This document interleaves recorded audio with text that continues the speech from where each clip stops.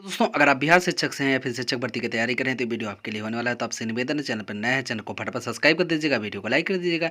जैसा कि बिहार में कई सारे मामले इस समय प्रचलित हो रहे हैं, जैसे कि शिक्षकों की नौकरी को लेकर के है, क्योंकि डॉक्यूमेंट्स वेरिफिकेशन तो वहाँ पर केवल नाम का हुआ था और उस नाम के अनुसार से लाखों रुपये बांट भी दी है सरकार, क्योंकि डॉक्यूमेंट्स वेरिफिकेशन तो जल्दीबाजी के चक्कर में इस तरीके का किया गया है मानो कि वहाँ पर सब लोग सो रहे थे। क्योंकि डीबी टेस्ट होता क्या है, आपके डॉक्यूमेंट्स का ओरिजिनल वेरिफिकेशन, वहाँ पर जब बकवास किया गया है उसके बाद फिर इस तरीके की चीज़ें, मतलब कुछ अजीब टाइप का कार्य शिक्षा विभाग का है, जो कि मतलब समझने से पूरी तरीके से बाहर है। अब वेतन वसूली का कार्य जो ये मैटर आया है, यहाँ पर कई सारे लोग कह रहे हैं कि सीटेट वालों पर से किया जा रहा है या फिर बकवास, कुछ ये सारी झूठी बातें हैं। क्योंकि वहाँ पर वेतन वसूली जो की गई थी, दो लोगों के साथ आदेश आया है, उनका ऐसा हुआ था कि वो अदर स्टेट के थे और निवास प्रमाण पत्र के साथ जात प्रमाण पत्र दोनों बिहार का बना लिए थे फेक तरीके से। तो नॉर्मल सी बात है, इस तरीके के गलत पूरी, ये तो पूरी धांधली है।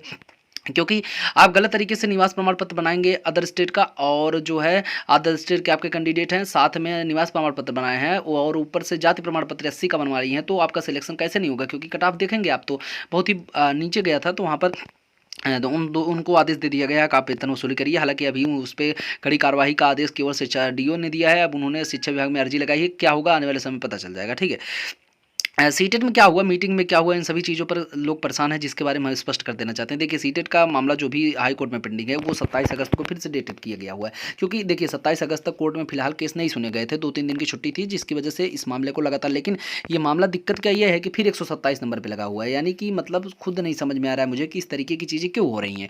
क्योंकि वहाँ पर जितने भी कैंडिडेट ने अर्जी लगाई हुई, देखिए पहली बात तो हम बता दें कि हम केवल केस के बाहर से ही उसको फॉलो करवा रहे हैं, क्योंकि हमारा उसमें कोई ऐसा नहीं है कि हम जुड़े हुए हैं। क्योंकि इस तरीके की चीज़ें बस हम अपडेट लेके आपको सही अपडेट देते हैं, ताकि आपको परेशान होने की जरूरत ना पड़े। ठीक है, क्योंकि अभी जैसे कि हम कोई केस नहीं लड़वा रहे हैं इसमें, तो जो भी कैंडिडेट लड़ रहे हैं बस हम उनका प्रोत्साहन करते हैं और आप लोग को अपडेट देते हैं। ठीक है, तो चीज़ें आप लोग भी अपडेट ले सकते हैं, क्योंकि मैं आपको केस नंबर के साथ सारी डिटेल्स बताता हूँ। जिनको भी फेक लगता है वो वहाँ पर जाकर चेक कर सकते हैं। ठीक है, अब यहाँ पर मुख्य बात, जो शिक्षा विभाग की मीटिंग हुई उसमें भी उन्होंने एक चीज़ स्पष्ट किया कि देखिए, जो कई सारे डीओ हैं जो कि अभी तक बाहर नहीं गिर रहे हैं। क्योंकि आप देखेंगे तो तकरीबन लगभग डिस्ट्रिक्ट से लिस्ट आ चुकी है, लेकिन लिस्ट आने के बाद किसी कैंडिडेट को बाहर नहीं किया जा रहा है। उसका रीजन है क्योंकि डीओ को ये चीज़ें ऑलरेडी पता है, क्योंकि उन्होंने ऑलरेडी इस बारे में अभी, जब तक शिक्षा विभाग कड़ी तरीके से कुछ नहीं कर रहा है, तो वहाँ पर वो लोग भी शांत है, क्योंकि उनको पता है कि बच्चे गलत नहीं है। क्योंकि अंदर अंदर सभी अधिकारी को पता है कि हमने ही गलती की हुई है, लेकिन वो चीज़ें कोर्ट ने, जब पटना हाईकोर्ट के सिंगल बेंच ने सीधे ऑर्डर दे दिया कि आप बाहर करिए, मतलब कि उस बेंच के ऑर्डर के अनुसार शिक्षा विभाग बिना कुछ सोचे समझे, बिना बीपीएससी के नोटिफिकेशन को देखे सीधा एक ऑर्डर जारी कर देता है कि आप सीटेट वालों को बाहर करिए। पहली बात तो ठीक है, अब शिक्षा विभाग के इस ऑर्डर को फॉलो करना ये बहुत बड़ी बात थी। ठीक है, अब वहां पर फॉलो किया भी गया कुछ डिस्ट्रिक्ट में, जैसे कि दरभंगा के देखेंगे तो आप इस तरीके का बाहर किया है जैसे कोई लिमिट नहीं थी वहां पर। ठीक है, जो भी किया है अभी चीजें, अब यहाँ पर जो कोर्ट से क्या होगा, देखिए कोर्ट में अभी जज साहब ने जिस तरीके से इंटरेस्ट दिखाया, चाहे वो केस को फाइल करने को लेकर के हो या फिर जो एडवोकेट जनरल से हलफनामा मांगने की हो, कई सारी बातें थी। हालांकि अब पटना हाई कोर्ट के डिसीजन को मेन तरीके से जो क्लेरिफाई, देखिए अगर मान लीजिए डबल बेंच में चीज़ें नहीं सुनी जाती हैं या फिर यहाँ पर चीज़ें, क्योंकि यहाँ पर दो केस है, एक दरभंगा की उन तमाम कैंडिडेट का है जिनको बाहर किया गया, जो नौकरी करते हुए बाहर किया गया है। तो देखिए कई सारे आर्टिकल्स होते हैं जिनके तहत आप वेरिफिकेशन में करवाए, वेरिफिकेशन आपने करवाया, उसके बाद बच्चों ने पूरी तरीके से जॉब किए, तो वेरिफिकेशन बच्चों ने किया, कट ऑफ में बच्चे आए, फॉर्म बच्चे भरे, पैसा बच्चे भरे, आपकी नोटिफिकेशन के हिसाब से बच्चों ने फॉर्म भरा। यानी कि नथिंग इज एल्स, मतलब वहाँ पर कोई चीज़ें ऐसी नहीं थी जो बच्चों के अनुरूप हों। मैं मानता हूँ तमाम कैंडिडेट की बातें कि जो अदर स्टेट यार बाहर जाओ, अदर स्टेट बाहर क्यों जाए, आपने बुलाया है तो बाहर जाएंगे, ऐसे नहीं जाएंगे। आप अपने यहाँ डोमिसाइल लगा दीजिए, कोई दिक्कत नहीं है, सब बाहर हो जाएंगे। ठीक है, लेकिन वो चीजें जो कि सीटेट को लेकर के हैं, आप खुद समझिए, अगर उनकी जगह पे आप कैंडिडेट होते तो आप क्या करते? आपने फॉर्म भरा, क्यों भरा? क्योंकि आपको पता है कि 55% साफ तौर पर लिखा हुआ है। आज चलिए ठीक है, मान लीजिए वहां पर भी बीपीएससी से गलतियां होती हैं टीआरई 1 में लेकर के, जब स्पष्टीकरण टीआरई 1 में भी मांगा गया था। ठीक है, टीआरई 1 में स्पष्टीकरण मांगा गया बीपीएससी से, तो बीपीएससी ने बोला कि मैं 55% चीजें ये अदर स्टेट की महिला कैंडिडेट नहीं, मतलब अभी तो पूरे महिलाओं की बात मैं कर रहा हूं, अपने बिहार की कैंडिडेट की बात नहीं कर रहा हूं। ठीक है, आप अदर स्टेट के कैंडिडेट को जनरल फीमेल में शामिल करके कट ऑफ बना रहे हैं, तो आप वहां पर कोई ऐसा रूल फॉलो नहीं करवाएंगे उनसे। ठीक है, लेकिन शिक्षा पटना हाईकोर्ट ने जो डिसीजन दिया था वो वहां के आरक्षण को लेकर के दिया था, लेकिन यहां पर पूरी तरीके से एजुकेशन क्वालिफिकेशन का मामला को लेकर के अभी तक कोई डिसीजन नहीं आया। क्योंकि देखिए इस तरीके की चीज़ें, चाहे वो बिहार में कितनी सारी चीज़ें हाई कोर्ट से बुरी तरीके से हार जाते हैं शिक्षक, या फिर कुछ भी होता तो सुप्रीम कोर्ट में जीता है, क्योंकि मुझे खुद नहीं समझ में आता रहा है पटना हाई कोर्ट के कई सारे ऐसे डिसीजन है जिसको सुप्रीम कोर्ट ने पूरी तरीके से गलत साबित करके वहां पर दूसरे तरीके पर सिलेक्शन दिया है। ठीक है, तो वो दिक्कत नहीं। देखिए, मान लीजिए यहाँ पर जो भी पटना हाई कोर्ट ने ऑर्डर दिया वो उनके हिसाब से सही है, क्योंकि आरक्षण की जब बात आएगी तो अदर स्टेट के कैंडिडेट को आरक्षण नहीं मिलेगा। ठीक है, आरक्षण का लाभ, अब वहां पर शैक्षिक योग्यता की बातें अगर देखी जाएंगी तो आरक्षण का लाभ और शैक्षणिक योग्यता दो चीजें होती हैं। ठीक है, अब योग्यता में अगर सीटेट को आपको जोड़े, क्योंकि देखिए यहां पर टीआरई आपका क्वालिफिकेशन एग्जाम नहीं था, वहां पर अब वहां पर कुछ भी ले सकते हैं, क्योंकि अभी उत्तर प्रदेश का मामला एक सामने आया था, तो वहां पर 69,000 शिक्षक भर्ती में देखिए जो एटीआरई वाले थे उन्होंने सुपर टेट को केवल और केवल जो है क्वालिफिकेशन के बेस पर नहीं रखा है, वहां पर बोला कि एक जो है एग्जामिनेशन है जो कि इसमें इससे कट ऑफ बनेगा। ठीक है, तो वो ये नहीं कहेगा कि आप 70 नंबर पर क्वालिफाई हो जाए या फिर कुछ ऐसा। ठीक है, तो उसी तरीके की चीज, अब मान लीजिए सीटेट में आपको अदर स्टेट के कैंडिडेट को यहाँ पर 55% पर बुलाए हैं, अगर भी मतलब मैं सभी चीजों को खत्म करता हूं, साफ तौर पर बता रहा हूं कि बीपीएससी अगर कह रही है कि मैं बुला रहा हूं तो आप शिक्षा विभाग कुछ नहीं है, पहली बात तो, क्योंकि शिक्षा विभाग का काम सेकंड ऑप्शन पे था, फर्स्ट ऑप्शन बीपीएससी लाई है आपको। ठीक है, यहां से यहां तक के बीच में आपको बीपीएससी ने यहां से लेकर के यहां भेजा, आपको फर्स्ट से लेकर के सेकंड में आपको बीपीएससी ने ही भेजा है, क्योंकि आप यहां से यहां तक बीपीएससी के द्वारा ही गए हैं। तो बीपीएससी ये चीज जब ऑलरेडी बोल रही है कि मैं 55% पर वैलिड कर रहा हूं आपको, ठीक है, ये आरटीआई में लगाया है रिपोर्ट, इसकी यानी कि रिपोर्ट यही बीपीएससी देगा 100%। ठीक है, आरटीआई गलत है तो आरटीआई अब कर लीजिए, क्योंकि आपको उसमें ज्यादा खर्चा नहीं आता है, तो जिनको दिक्कत है आरटीआई करके चेक कर लो। हाँ, तो अब यहां पर अब कोर्ट में क्या होगा, कोर्ट का कुछ भी समझ में नहीं आ रहा है, क्योंकि चीजें 137 नंबर पर अब कल लगा दिया है, 137 नंबर पर क्या होगा, आएगा नहीं आएगा पता नहीं, परसों फिर लगेगा, नरसों फिर लगेगा, एक समय आएगा जब ये केस सुना जाएगा, मतलब 1-2 दिन, 4 दिन, 5 दिन, 10 दिन लग सकता है, इससे ज्यादा नहीं लगेगा। टीआरई 3 के रिजल्ट के पहले 100% इस पर एक ऑर्डर आएगा, ये आप समझ लीजिए। तो जो कि स्थितियां जैसे हैं।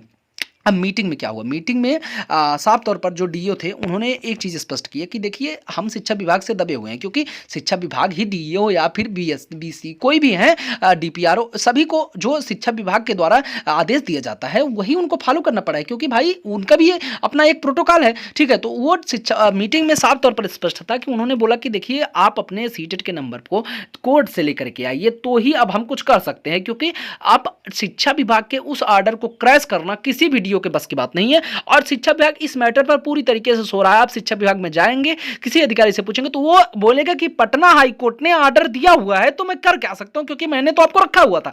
क्योंकि शिक्षा विभाग पूरी तरीके से यहां पर बचता है कि मैं देखिए डीबी में से आपको बाहर नहीं किया, मैं आपको रखा हूं। क्यों रखे थे? जब आपको शिक्षा विभाग ये चीजें आप कोर्ट में लगाइए कि मैं इस तरीके की चीजों को, क्योंकि आप आरक्षण दिए हुए हैं तो आरक्षण का लाभ दीजिए, या फिर शैक्षणिक आरक्षण दिए हैं तो उसको वहां पर प्रूव करवाइए। लेकिन शिक्षा विभाग का कोई भी दलील वहां पर नहीं गई, क्योंकि शिक्षा विभाग ने विपरीत लड़ाई लड़ी है।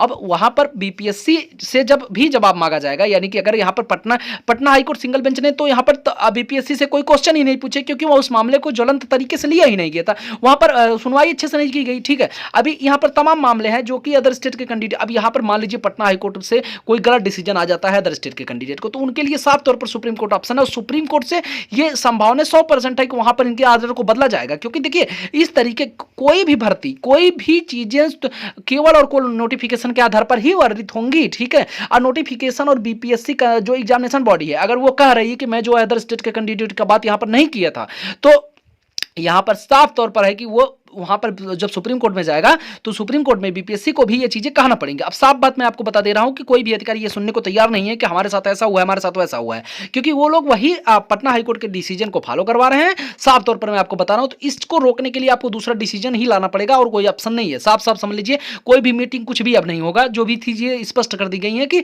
वहां पर शिक्षा विभाग से पूछा गया, शिक्षा विभाग ने साफ तौर पर बोला है कि भैया देखो हमारे ऊपर कोर्ट का दबाव है, हम कुछ नहीं कर सकते, साफ तौर पर। ठीक है, यानी कि स्पष्टता शिक्षा विभाग ने नहीं दी यहां पर।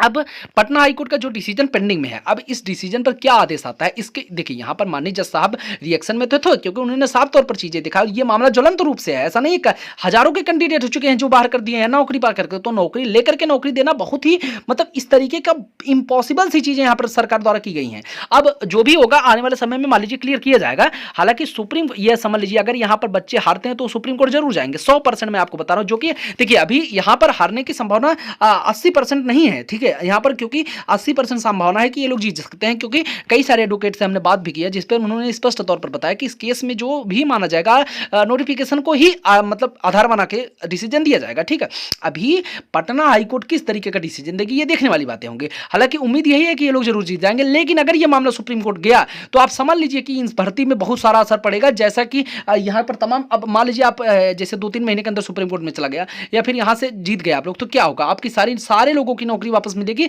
साथ ही में आपको ज्वाइन कराया जाएगा। अब सैलरी बीच वाली मिलेगी नहीं मिलेगी इसके ऊपर थोड़ा सा कोर्ट किस तरीके का आदेश देता है उसके ऊपर डिसाइड होगी, लेकिन नौकरी आपकी वापस आ जाएगी। और यही सेम आदेश टीआरई 3 में भी होगा, और टीआरई 4 के नोटिफिकेशन में अगर बदलाव किया गया तो नहीं हो सकता है, लेकिन टीआरई 3 तक तो 100% मान्य किया जाएगा। अब बातें यह है कि क्या इसमें क्या हो। देखिए, पहली बात तो मैं आपको बार बार बताता रहा हूं कि मैं इस केस से केवल और केवल जानकारी या अधिकारियों के अपडेट लेकर के आपको बताता हूं। आखिर जुड़े हुए कैंडिडेट जितने हैं उनके साथ आप लोग हो जाइए, चाहे वो दरभंगा के कैंडिडेट हो या फिर जो भी मामला है, यहां पर कई सारे ग्रुप्स हैं, आप उन पे ज्वाइन होकर के उनका सहयोग देंगे तो ही चीजें स्पष्ट हो पाएगी, क्योंकि वो उनके हिसाब से आप देख लीजिए तो वहां पर वो लोग कैंडिडेट जो भी लड़ रहे हैं वहां पर उनको आर्थिक प्रॉब्लम के साथ साथ कई सारी प्रॉब्लम है, तो सहयोग के साथ वो आप अपना काम करिए। अगर आपको लड़ना है तो आप लड़ सकते हैं, और सुप्रीम कोर्ट जाएंगे तो भी वहां पर जरूरत पड़ेगी आपकी। तो जितने भी कैंडिडेट है, अगर आपको बाहर नहीं किया गया फिर भी आप लोग एकत्रित होकर के ही कुछ कर पाएंगे। अगर मान लीजिए पटना हाईकोर्ट का डिसीजन गलत होता है तो फिर आपके बस का कुछ नहीं है। यहां पर जो भी एक पटना हाईकोर्ट में लगाइए, उसके बाद सुप्रीम कोर्ट में जाएंगे तो सुप्रीम कोर्ट के लिए टाइम टेकिंग हो जाएगा, और टाइम टेकिंग होगा तो आपके मानसिक संतुलन खराब हो जाएगा। उसमें कितने लोग टीआरई 3 में से 4 में सिलेक्शन पा जाएंगे, तो वहां चीजें ये हैं कि पटना हाईकोर्ट से ही अच्छी तरीके से डिसीजन लिया जाए। वैसे संभावना पूरी है कि पटना हाईकोर्ट पूरी तरीके से सही डिसीजन देगा, और जो भी माननीय जज साहब हैं वहां पर वो इस चीज को अच्छी तरीके से क्लेरिफाई करेंगे। अब 27 तारीख की डेट लगी हुई है परसों की, तो वहां पर देख सकते हैं कि क्या होगा क्या नहीं होगा। 137 नंबर तक 27 नंबर तक आ सकता है नहीं आ सकता, वो देखने वाली बातें हैं। कभी कभी टेक ऑफ करके पहले भी कर दिया जाता है, तो वो चीजें हैं। अब जज साहब किस तरीके, क्योंकि 18 नंबर कोर्ट पर 2 दिन से जज साहब बैठे नहीं, तो जिसकी वजह से ये सारी दिक्कतें हुई हैं गाइज। तो आप लोग समझ गए होंगे, जो भी होगा कोर्ट के ऊपर ही होगा। अब यहाँ पर हम 100% श्योरिटी के साथ बता रहे हैं कि माननीय सुप्रीम कोर्ट जाएंगे तो यहाँ पर बीपीएससी से गारंटेड यहाँ पर जवाब मांगा जाएगा कि आप यहाँ पर अपना जब पक्ष रखिए। एक पक्ष बीपीएससी से वहां रखवाएगी, क्योंकि सुप्रीम कोर्ट इस तरीके की चीजें बहुत ज्यादा इंटरेस्टेड रहती है, क्योंकि बच्चों के साथ अन्याय नहीं होना चाहिए। आर्टिकल 14 में साफ साफ तौर पर सब कुछ वर्णित है, और आर्टिकल 14 ही आपको बचाएगा। तो यहां पर जो भी होगा, अगर पटना हाईकोर्ट से मान लीजिए गलत डिसीजन आता है तो आप सुप्रीम कोर्ट का रुख 100% करिएगा, और वहां पर 100% चेंज हो जाएगा डिसीजन। मतलब 100% तो किसी चीज की गारंटी नहीं, लेकिन संभावनाएं हैं कि चेंज हो जाएगा। संभावना पटना हाईकोर्ट से भी है, फिलहाल इंतजार कर लीजिए, कोई दिक्कत नहीं है। आप लोग यहीं से पूरी तरीके से जोर लगा करके कार्य करिए। अब जो भी होगा समय आने के हिसाब से क्लियर कर दिया जाएगा गाइज। तो ये अपडेट थी, और हम डेली वीडियो इस मैटर पर इसलिए नहीं बनाते, क्या बनाए बताइए आपको, वही जो बाहर किया जा रहा है उसी के बारे में रोज बताएं, वो तो आपको ऑलरेडी पता है। तो इसलिए इस चीजों पर हम वीडियो बनाने में ज्यादा दिक्कत होता है, और बिना अपडेट की क्या वीडियो बनाए बताइए इसमें। तो इस तरीके के जितने भी यूट्यूब चैनल है, मैं देखता हूं कि रोज सीटर बाहर करने वाला कुछ ना कुछ वीडियो डालता है। अरे भैया, बाहर करने वाला वीडियो आप इस तरीके का डाल के और डिमोटिवेट कर रहे हैं, या फिर उनको, और वहां पर मैं देखता हूं तो वीडियो में लोग बताते भी हैं कि ये नहीं, ऐसा नहीं, ऐसा हुआ होना चाहिए था। तो क्यों होना चाहिए था? डेली एक नया अपडेट के साथ आते हैं, क्योंकि वो अपडेट रहता ही है, 2-4 लोगों को बाहर कर रहा है, तो 2-4 लोगों को आप वीडियो बना करके बता दीजिए कि वेतन वसूला जा रहा है, ऐसा वैसा। फिर ठीक है, यही अपडेट थी, मैं आपको बता दिया हूं। ठीक है, अभी जो भी अपडेट आएगी हम फिर से आपको बताएंगे। तो आपसे निवेदन है, चैनल को फटाफट सब्सक्राइब कर दीजिएगा, वीडियो को लाइक कर दीजिएगा। Thank you.